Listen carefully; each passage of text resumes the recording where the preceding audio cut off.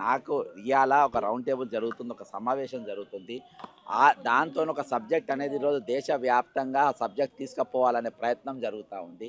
ఆ subject divert కాకుండా నేను తిన్న బిర్యానీ యొక్క ఎసెన్స్ పోకుండా పుల్లటి పెరుగు అన్నం నేను తినదలుచుకోలేదు, వేరే ఎక్స్పీరియన్స్ చేయదలుచుకోలేదు.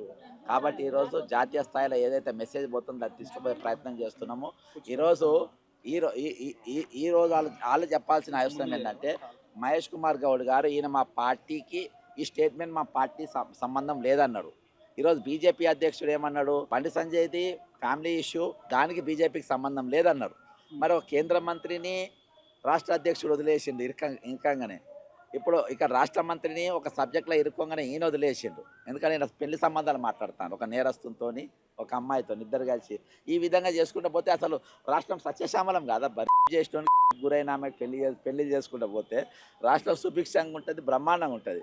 కాబట్టి ఇది కరీంనగర్ మైనింగ్ దోస్తానను ఈరోజు ఈ నేరాలకు అంటగట్టకండి. మీ దోస్తానం లెక్కనే ఉండియండి, మీ సిండికేట్ లెక్కనే ఉండనియండి. ఇందులో మాత్రము అమ్మాయి నాకు న్యాయం జరగాలి, నా మీద ఇట్లా అన్యాయం జరిగింది గురైనా అని కోర్టుకు పోయింది. కాబట్టి ప్రభుత్వము వాళ్ళకు బెయిల్ దొరకకుండా వీళ్ళ దగ్గర ఉన్నట్టు వారు గట్టిగా వాదించాలి. లోపల నువ్వు కన్ను కొట్టుకొని పోయి నువ్వు గట్టిగా వాదించు, నేను డాక్యుమెంట్ మర్చిపోయినా అని చెప్పి ప్రభుత్వం తరపున ఉన్నటువంటి పీపీలు కానీ అడ్వకేట్ జనరల్ కానీ ఆ విధంగా వాళ్ళు మాట్లాడద్దు, ఆ విధమైన చర్చ వాళ్ళు తేవద్దు. ఖచ్చితంగా నిష్పక్షపాతంగా చాలా ఇది బ్రదర్, ఇది ఒక కుటుంబ సమస్య కాదు, మన అందరి ఇళ్ళలో ఉన్న ఆడపిల్లల సమస్య. ఇది భారతదేశంలో మన భారత్ మాతాకి జై అంటాం, తెలంగాణ తల్లి అని మనం చెప్పుకుంటాం. అసలు తల్లి పిల్లలను మానభంగం చేస్తూ ఉంటే ఈరోజు అదే మహిళలను మళ్ళా క్యారెక్టర్ అసాసినేషన్ చేసే ప్రయత్నం ఉంది చూసినావా? డబ్బుల్ని మళ్ళీ వాటికి లొంగుతున్న మహిళా జర్నలిస్ట్ ఉన్న చూసినావా? ఇంకా దరిద్రం, దీన్ని భావ దరిద్రం అంటారు. ఆ దరిద్రానికి ఈరోజు వీళ్ళు నేను ఒక్క ఎగ్జాంపుల్ చెప్తా, ఇంతకుముందే చెప్పిన. ఆ రోజు మరి కొండ సురేఖ గారు ఒక బీసీ మంత్రి, ఆమె ఇంట్లో ఒక నేరస్తులు ఉందని పోలీసు వాళ్ళు అందరూ వాళ్ళ ఇళ్ళలో పోయిండ్రు కదా, ఒప్పుకున్నారు కదా. ఈరోజు నేను ముఖ్యమంత్రి రేవంత్ రెడ్డి గారి ఇంట్లో ఒక నేరస్తుడు ఆశ్రయం తీసుకుంటుండు అని వాళ్ళ ఇంటికి పోయినా తప్పేమున్నది? లోపడిపోతే చెక్ చేయొచ్చు కదా. బయట బీజేపీ స్టిక్కర్ ఉన్న కారు ఉంది, నేను చూసినా. ఆ కెమెరా చూపించిన వాళ్ళ మీద కేసులు పెడతా అంటుండ్రు. ఈరోజు లోపల ఉన్న వ్యక్తిని మీ మీడియాని తీసుకుపోయి, గతంలో రేవంత్ రెడ్డి మీద పోలీసులు దాడి చేస్తే మీడియాని అందరినీ ఇళ్లలో లోపలికి తీసుకుపోయింది కదా. ఇప్పుడు నన్ను తీసుకుపోవచ్చు కదా లోపలికి. వానికి ఏం అవసరమో వాడే చెప్పాలి, వానికే చెప్పాలి. నరేంద్ర మోడీ వాడు కాంగ్రెస్ వాడు కదా, రేవంత్ రెడ్డి అంటాడు, వాడి వీడే అంతే. ఇప్పుడు అరే వాడు కాంగ్రెస్ వాడు కదా, కాంగ్రెస్ పార్టీ సింబల్ మీద అనిపోయినా. నరేంద్ర మోడీ గారు ఏమన్నారు, ఒక 3వ ప్రధానమంత్రి హమారే పార్టీకు ఆవో అన్నాడు. పార్టీకు అని అంటే మా పార్టీకి రమ్మంటే ఎప్పటికీ మీ ఇద్దరి మధ్య లైటింగ్ నడుస్తుంది. మీ ఇద్దరు నరేంద్ర మోడీ రేవంత్ రెడ్డి మధ్యలో ఎన్ని రోజులకి రొమాన్స్ నడుస్తుంది. ఎన్ని రోజులకి రొమాన్స్ నడుస్తే మా ఇంటికి ఒకసారి మన డేటింగ్కి పోదామంటాడు. అర్థమైందా? డైరెక్ట్ అయితే అన్నాడుగా డేటింగ్, అదివల్ల లైటింగ్ నడిచి ఉంటుంది, లవ్ లెటర్ నడిచి ఉంటుంది, చాటింగ్లు నడిచి ఉంటుంది రేవంత్కు దీనికి మధ్యలో. కాబట్టి ఇప్పుడు ఏది మన ఏకంగా డేటింగ్కే పోదాంపా, నువ్వు వచ్చేసేయి మా పార్టీలకు అని చెప్పి అన్నాడా లేదా? మరి అక్కడ బండి సంజయ్ కూడా ఉన్నాడా లేదా? మరి బండి సంజయ్కి ఏం అవసరం అని ఎట్లా అంటారు మీరు? నరేంద్ర మోడీ చెప్పొచ్చు, అరే మామూలుగా సతాయించు, మా దాంట్లో ఈ కేసులు మా బీజేపీ వాళ్ళు కామనే, ఎమ్మెల్యేలు మంత్రులు రోజు చేస్తూనే ఉంటారు. పాపం బండి సంజయ్ చేయలే అంట, కానీ వాళ్ళ కొడుకు చేసిందంట, తోడ దేకులో భయ అన్నాడు.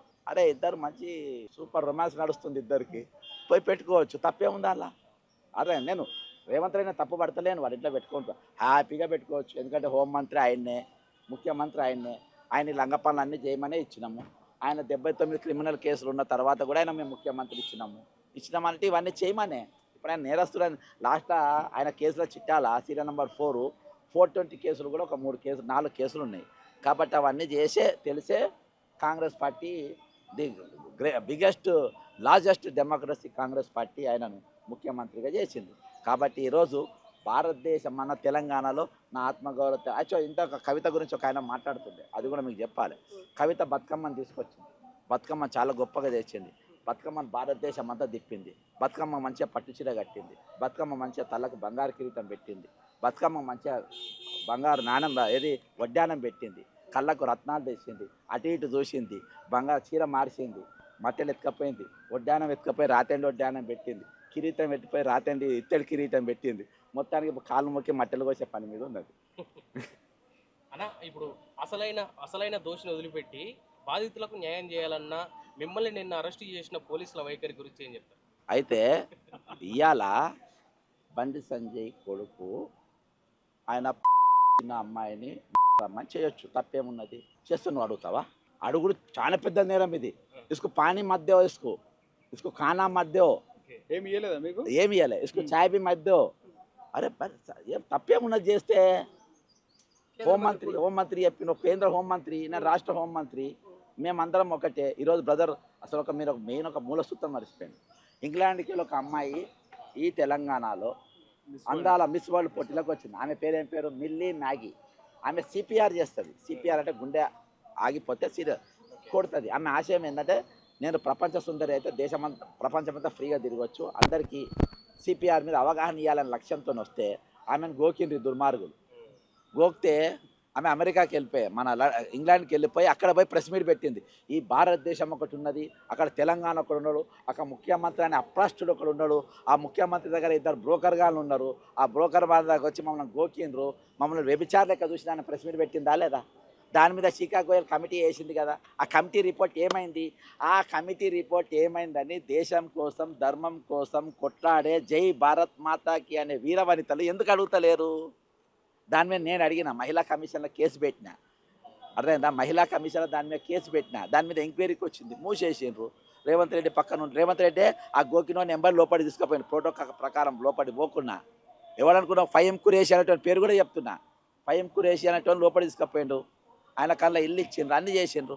దాని మీద రిపోర్ట్ వచ్చి ఇప్పటిదాకా షికాగోయల్ గారి రిపోర్టు ఎందుకు బయటికి పడలేదు అంటే, ఈరోజు మీరు ఎట్లయితే అంటే వేరే దేశానికి వెళ్ళి వచ్చిన మహిళలను కూడా వదులుతారు, అంత ఆకలి మీద ఉన్నారు మీరు, అర్థమైందా? వేరే దేశంకి వెళ్ళి వచ్చిన వాళ్ళు అక్కడికి కూడా పోయి పరువు తీస్తుండ్రు. దీని మీద వీళ్ళు ఎవరు మాట్లాడారు? ఈరోజు ఈ కొడుకులంతా స్టార్స్ తయారైపోయారు, పవర్ స్టార్ అక్కడైతే ఈ కొడుకులు మొత్తం స్టార్స్ తయారైపోయారు, అర్థమైందా? కాబట్టి ఇలా సిగ్గు శరాలు ఏం లేకుండా కుక్కలేమో బట్టలు వేసుకోకుండా తిరిగి దుకాణం పెడుతున్నాయి, వీళ్ళు బట్టలు వేసుకొని దుకాణాలు పెట్టుకుంటూ తిరుగుతున్నారు, అర్థమైందా? ఇప్పుడు ఆ అమ్మాయి ప్లేస్ లో బండి సంజయ్ కూతురుండి ఆ అబ్బాయి ప్లేస్ లో సామాన్యుడు ఎవరైనా ఉంటే పోలీసులు కానీ ప్రభుత్వం కానీ ఇలానే రియాక్ట్ అయ్యారు. ఈ ప్రశ్న అడిగినందుకు నేను ఇప్పుడు తీసుకుపోయి పొల్లి ఇవాళ రాత్రికైనా కోటింగ్ స్టార్ట్ చేస్తాడు. ఇవాళ రాత్రికైనా స్టార్ట్. ఇక ఫైనల్గా సిట్ అంటే ఏందో నీకు చెప్తా. ఇక అందరు చూసింది కదా. ఇప్పుడు నేను ఏం చేస్తున్నా? స్టాండ్ ఏం చేస్తున్నా అంటే, ఇప్పుడు బండి సంజయ్ కుమార్ మీద కేసు నడుస్తుంది, అని లోపల పెట్టాలి. పోసుకోనా? అదే పోసుకో అర్థమైందా? ఆ కేసు నడుస్తుంది. ఇక రేవంత్ రెడ్డి గారి కోపం వచ్చింది, నా రాష్ట్రంలో ఒక బాలిక మీద అత్యాచారం జరగడమా, దీని మీద ఇమ్మీడియట్ చేయాలని చెప్పేసి నేను సిట్ వేస్తున్నా అని సిట్ చేసి అంటే ఇక కూర్చుంది. కేసు అయిపోయింది, క్లోజ్ కేసు, అర్థమైందా? అబ్బాయి తరపున మాట్లాడే ప్రభుత్వ అడ్వకేట్లు గట్టిగా మాట్లాడు, అడ్వకేట్ జనరల్ గట్టిగా మాట్లాడు, పీపీలు గట్టిగా మాట్లాడు. మొత్తానికి ఇలా ఏమొచ్చింది? రేపటి వాయిదా వచ్చింది. రేపటి తర్వాత వారం రోజుల తర్వాత అరెస్టు, ఆయనను వారం రోజుల రిలీఫ్ ఇవ్వనా లేదా అనేది రేపు విచారణ వచ్చింది. మొత్తానికి అయితే ఆయన హ్యాపీగా ఉన్నాడు. వాళ్ళు ఏం కోరారంటే, అమ్మాయి అసలు కాదు, వివిధ కేసులలో వివిధ రకాల డేట్ ఆఫ్ బర్త్ చూపించింది. అవునవును, అక్కడ డెలివరీ చేసిన వీళ్ళే, ఏది మగధా ఛానల్ ఆయన ఆమె, ఇంకా ఆమె ఎవరు ఉన్నారు కదా మన అక్క, పాపం అక్క మంచి అభిప్రాయం ఉంది. ఈ V6కి వెళ్ళి బయటికి పోయి అదో ముఠాలేక తయారైంది ఇప్పుడు బయటికి పోయి. ఆ అక్క పేరు ఏం పేరు ఉంది? రాములక్క. వీళ్ళిద్దరే ఆమెకు డెలివరీ చేసిన వాళ్ళు, అంటే ఆ టైము దగ్గరుండి వీళ్ళే డెలివరీ చేసారు. మగధా ఛానల్ లక్ష్మి అంట, అర్థమైందా? మహాలక్ష్మి. ఏదో ఒక రోజు వీళ్ళు ఏదో ఒక దగ్గర దొరుకుతారు. నేను రాములమ్మ ఇట్లా మాట్లాడిన ఎక్స్పెక్ట్ చేయాలి. ఆమె నేను రెగ్యులర్గా చూస్తాను కానీ అసహ్యం అనిపిస్తుంది వాళ్ళ భాషని. అరే కాసుల కోసం ఇంత పైసా నువ్వు ఏం చేయగలరు, నేను ఏమన్నా చేస్తా అన్నదంట. నేను ఏమన్నా చేస్తాను, నేను ఏం చేస్తానో చెప్తుంటాను. రాములక్కను కూడా నేను తీర్మానం మళ్ళీ మార్గంలో నడిపిస్తా అన్నదంట, అర్థమైందా? ఇప్పుడు తీర్మానం మళ్ళీ తోవల రాములక్క కూడా ఎక్కింది. అవునవును బ్రదర్. ఇంకా అదృష్టం ఏం తెలుసా? ఈ తెలంగాణలో ఒక 3 పేద యువకులు అదృష్టవంతులు. ఎట్లాను? ఆ అమ్మాయి ఎవరైతే పోసుకోకుండా మళ్ళీ నేను ఈ పోసుకో అర్థమైపోయింది. అయితే ఆ కేసులో ఎవరైతే అమ్మాయి కంప్లైంట్ ఇచ్చిండ్రో మన అందరి 3 ఇక్కడ ఉన్న పేద యువకులు అందరూ దేవునికి మొక్కాలి. ఏంటంటే ఆ అమ్మాయిని చంపలేదు, చంపితే ఒక 3 చచ్చిపోయేటోళ్ళు. అబ్బా చంపితే 3 ఎన్కౌంటర్లు చచ్చిపోయేటోళ్ళు. కాబట్టి ఆమె చచ్చిపోలేదు కాబట్టి తెలంగాణ ఉన్న పేద బిడ్డలందరూ కూడా ఆమె చచ్చిపోయినందుకు దేవానికి దండం అని చెప్పి దండం పెట్టుకోవాలి. ఇఫ్ ఇన్ కేసు ఆ ముగ్గురు కూడా బడాబాబులు కొడుకులు అయితే బడాబాబులు ఎందుకు చంపుతారబ్బా? ఎట్లున్నది ఇక నేను అర్థం చేసుకోవాలి. బడాబాబులైనా కానీ చోటాబాబులైనా పట్టుకొస్తారు. ఆమె వచ్చిందంటే చోటాబాబులే చేస్తారు. అర్థమైందా? దానికి ఇవ్వాలా 25 ఏళ్ళైనా ఆయేషా మీరా కేసును చంపిన వాళ్ళు ఎలాగో దొరకలే, ఏమున్నో తెలియదంట. సేమ్ అట్నే అయితే ఆయేషా మీరా న్యాయం జరిగింది. జగన్ హిందూ ముస్లిం గొడవలు లేకపోతే భారత్ మాతాకి జై అని మాట్లాడే బీజేపీ లేడీ లీడర్స్ ఇంత పెద్ద ఇష్యూ నడుస్తున్నా బయటకు వచ్చి మాట్లాడతలేదు. దీన్ని ఎట్లా చూడొచ్చు? అయితే వాళ్ళు ఎట్లా తయారైందంటే ఈరోజు వాళ్ళు తప్ప వాళ్ళకి లైసెన్స్ ఉన్నదంటారు. బండి సంజయ్ క్యాన్ వాళ్ళు ఏమైనా చేసుకోవచ్చు, బయట వాళ్ళు చేయొద్దు. కోవా బన్ను వాళ్ళు వేరు జిహాద్ అసొంటికే వీళ్ళు బయటకు వస్తారు. కాబట్టి వీళ్ళు ఈరోజు ఎట్లా తయారైపోయిందంటే ద్రౌపది వస్త్రహరణ జరిగేటప్పుడు వీళ్ళంతా స్పెక్టేటర్స్. బ్రదర్ నేను వాళ్ళే పోస్ట్ స్టార్స్ అయితే వీళ్ళేమవుతారో నాకు తెలియదు బ్రదర్. అర్థమైందా? ఈరోజు స్టార్స్ మధ్యలో వీళ్ళు కూడా చప్పలు కొడుతుర్రు. ఇది ఒక పెద్ద క్రీడ లెక్క అయిపోయింది వీళ్ళకు. ఇవాళ సిగ్గు శరాలేమని ఉండాలి బ్రదర్. ఒక్కటి మాత్రం పక్క, ఈ ఇష్యూతో తెలంగాణలో మన స్టాలిన్ మీద గెలిచినోడు ఒకటి ఇట్లా అన్నాడబ్బా, తెలంగాణలో బీజేపీగా ఇట్లా అయిపోయింది. ఇగో ఇట్లా అయిపోయింది తెలంగాణలో బీజేపీ. దీంతో ఇక వాళ్ళు ఏమో మాట్లాడడానికి లేదు, ఒక మహిళ పోనీకి లేదు, చెప్పులతోని పటా కొడతారు. ఈరోజు తెలంగాణ మొత్తం చూస్తారు. రేపు వీళ్ళు ఒకటే ఎన్నికలప్పుడు ఎట్లా పోతుంది తెలుసా? నిజంగా నువ్వు హిందువు అయితే నువ్వు బీజేపీకి ఓటేయాలి. బండి సంజయ్ చూసి కాదు, బీజేపీకి ఓటేయాలి నిజంగా నువ్వు హిందువు అయితే. అర్థమైందా? అది తీసుకొస్తారు. మళ్ళీ వీళ్ళు చేసేది ఎవరు? హిందూ మహిళనే, బీసీ మహిళనే. బీసీలకు అన్యాయం జరిగితే నేను వస్తా, రాష్ట్రం అడ్డిగుండంగా మారుస్తా. బీసీ ఏడగనబడతాను బీసీ నాయకుడు. మహిళలకు మీ అక్కనే వస్తా, ఏడగనబడుతుంది అక్క సూర్ప నక్క. ఎడబడదు సూర్ప నక్క. శూర్పణఖ అంటే రావణాసు, రావణాసు చెల్లె చాలా మంచిది, రావణాసుని చాలా బాగా చూసుకుంది. మన శూర్ప ఫాక్స్ అంటారు. మన శూర్పణఖ అన్నని పొడుస్తుంది, తమ్ముని పొడుస్తుంది, బావని పొడుస్తుంది, అయ్యని పొడుస్తుంది, అవ్వని పొడుస్తుంది. ఈ శూర్ప నక్క. నిన్న మా మీడియా వాళ్ళు మాట్లాడుతూ లేడీ బీజేపీ లీడర్స్తో మాట్లాడుతుంటే మీరు ఎందుకు స్పందిస్తలేరు అంటే మా పార్టీ లైన్ దాటి మాట్లాడమని కొంతమంది, ఇంకో కొంతమంది ఏమో ఇంటర్వ్యూకి పిలవండి మేము ఇంటర్వ్యూలో కూర్చొని మాట్లాడతాము అని చెప్పేసి కొంతమంది మాట్లాడుతున్నారు. ఒక సామాన్య మహిళ స్టేజ్లో ఉండి ఎందుకు ఆలోచించలేకపోతున్నారు అంటారు వాళ్ళు? బ్రదరు అసలు వాళ్ళు మహిళల మనసు అనేది వాళ్ళకు ఉందా? వాళ్ళు మహిళలేనా అని నా డౌటు. ఇంకోటి ఏం లేదు పన్న బ్రదర్, వాళ్ళ గురించి మాట్లాడుకుంటే నాకు కూడా సిగ్గు అనిపిస్తుంది. నేను ఒక మాట చెప్పిన, అందులో వాళ్ళకంతా లైసెన్స్ ఇచ్చేసిండ్రు ఏమైనా చేసుకోవచ్చు అని. ఇక వాళ్ళు బయటకు వచ్చి మాట్లాడడానికి లేదు. అర్థమైందా? వాళ్ళకు వాళ్ళ ఆడవాళ్ళు అన్నారు, వాళ్ళు గాడిదలు అంటారు.